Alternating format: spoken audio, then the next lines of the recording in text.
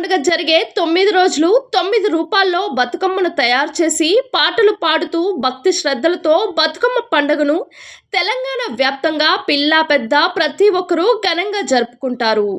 బతుకమ్మ తెలంగాణ ప్రజల బతుకు పండుగ. పూలకు పూజలు చేసే పండుగ. తెలంగాణ సంస్కృతి సాంప్రదాయాలకు జీవన విధానానికి ప్రతీకగా నిలుస్తుంది ఈ పండుగ. 9 రోజుల పాటు తెలంగాణలోని ప్రతి వీధిలో ఎక్కడ చూసినా సందడే కనిపిస్తూ ఉంటుంది. ఇక బతుకమ్మ పండుగలో భాగంగా రెండవ రోజు అటుకుల బతుకమ్మగా అమ్మవారిని పూజిస్తారు. దేవి శరన్నవరాత్రులు కూడా ఈ రోజు నుంచే ప్రారంభమవుతాయి. బతుకమ్మను పేర్చడానికి అవసరమైన పూల కోసం ఉదయాన్నే అడవికి వెళ్ళి తంగేడు, గునుగు, బంతి, చేమంతి, అడవి గడ్డి పూలు తీసుకువస్తారు. ఈ పూలను 2 ఎత్తుల్లో గౌరమ్మను పేర్చి ఆడవారు అందరూ కలిసి ఆడుకుని సాయంత్రం చెరువులో నిమజ్జనం చేస్తారు.